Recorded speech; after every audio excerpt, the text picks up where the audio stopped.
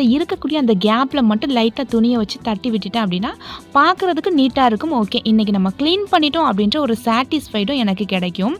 உங்களுக்கு க்ளீன் பண்ணும்போது ரொம்ப சோம்பேறித்தனமாக இருக்குது, க்ளீன் பண்ணுறத நினச்சாலே கடுப்பாக இருக்குது அப்படின்னு தோணுச்சுன்னா, நீங்கள் அலாரம் வந்து செட் பண்ணி வச்சுக்கோங்க. ஒரு 5 மினிட்ஸ்க்கு மட்டும் நீங்கள் அலாரம் செட் பண்ணி வச்சுக்கோங்க.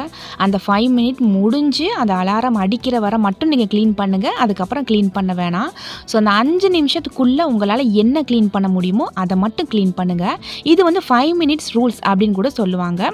ஸோ டக்குன்னு 2 நிமிஷம் நம்மளால் க்ளீன் பண்ண முடியும் அப்படின்ற விஷயங்களை டக்குன்னு நம்மளால் பண்ணி முடிக்கிறது மூலமாக நமக்கு ஈஸியாகவும் இருக்கும். அடுத்ததாக துணி துவைக்கிறது டெய்லியுமே நம்ம வாஷிங் மிஷினில் துவைக்கிறது ரொம்ப நல்லது. கைகளால் துவைக்கிற துணி இருந்துச்சு அப்படின்னா ஒரு வாரத்துக்கு ஒரு 3 டைம் நீங்கள் கைகளால் துவைச்சிருங்க.